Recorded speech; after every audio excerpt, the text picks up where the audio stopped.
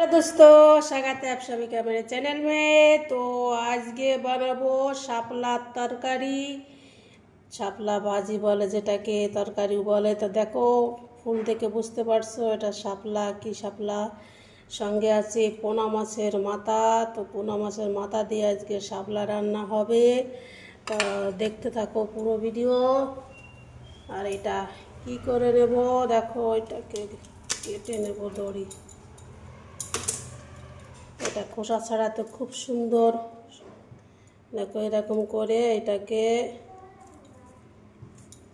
কেটে নিতে হবে। আর এইভাবে এটাকে টান দিলে চলে যাবে একদম নিচে। দেখো এইভাবে সবগুলোকে ছাড়িয়ে নেব। দেখো বেশি লম্বা না, এইটুকু লম্বা। তো দেখো এইভাবে আমি সবগুলো ছাড়িয়ে নেব। খোসা ছাড়াতে খুব সহজ একদম। তো দেখো এইভাবে আমি সবগুলো খোসা ছাড়িয়ে নেব। আর ফুল দেখো, দেখতে পারছো ফুলটা ফুটে গেছে, দেখো কত সুন্দর। দেখো তো এটা আমি ছেড়ে নেব। তো দেখো খোসা ছেড়ে নিয়েছি। আর কাটার আগে এটাকে জলে দিয়ে ধুয়ে নিতে হবে। কাটার আগে ধুতে হবে, না হলে এর ভিতরে জল চলে যায় আর রান্না করার সময় জল বেরোয়।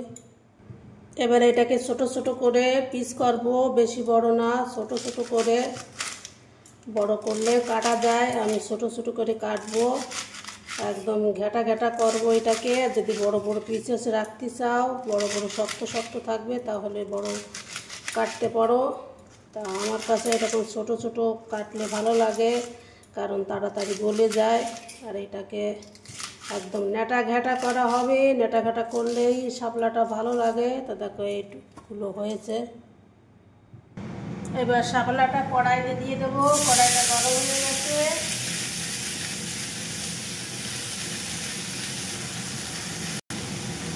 নাড়াচাড়া করে দেবো।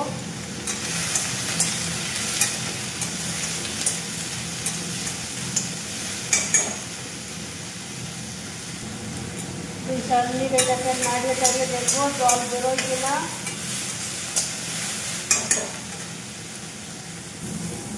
দুই চার মিনিট এটাকে নেড়ে চেড়ে দেখলাম জল বেরোচ্ছে না। দেখো তাই এখানে আমি এর স্বাদ অনুসার লবণ দেবো, হলদি দেবো, কাঁচা লঙ্কার পেস্ট দিয়ে এটাকে দুই চার মিনিট আমি নেড়ে চেড়ে দেবো।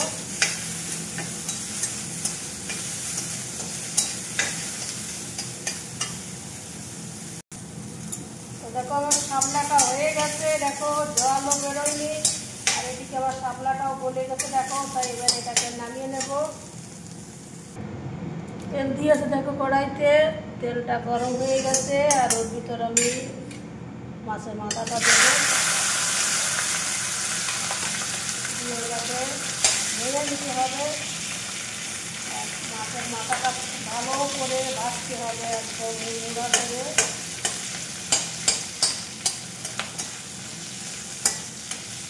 মাছের মাথাটা কাটা থাকলে হবে না, মাছের গন্ধ বেরোবে। খুব ভালো করে এটাকে ভাজতে হবে।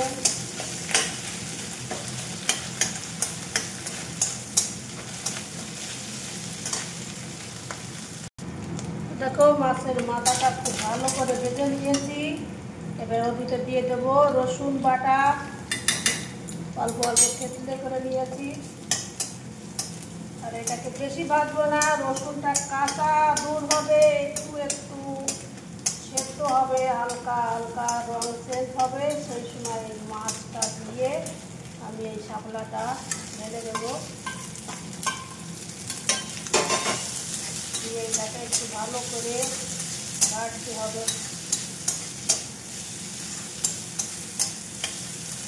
খুব সুন্দর একটা তরকারি হয়ে গেল, দেশি তরকারি।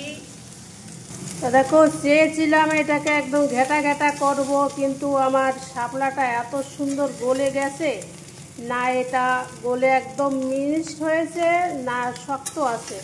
আর এরকম শাপলা খেতে খুব সুন্দর লাগে, তার জন্য আমি শাপলাটা আর ভাঙলাম না, এরকমই থাক। এরকম খেতে খুব সুন্দর লাগে। আর দুই একটা আছে একটু জল বেরোয়, সেইটা একদম ঘেটা ঘেটা হয়ে যায়, তা সেইটা রান্না করে একটু শুকনো শুকনো রান্না করতে হয়। আর দেখো আমার শাপলা রেডি হয়ে গেছে। খুব সুন্দর একটা তরকারি, দেশি তরকারি, খেতে এত সুন্দর লাগবে। একটু রসুন দিয়েছে বেশি করে, বেশি ভাজি না, দুইজনে খাবো, ছেলে মেয়েরা খায় না, আমরা দুইজনেই খাবো, তা দুইজনের জন্য অনেক।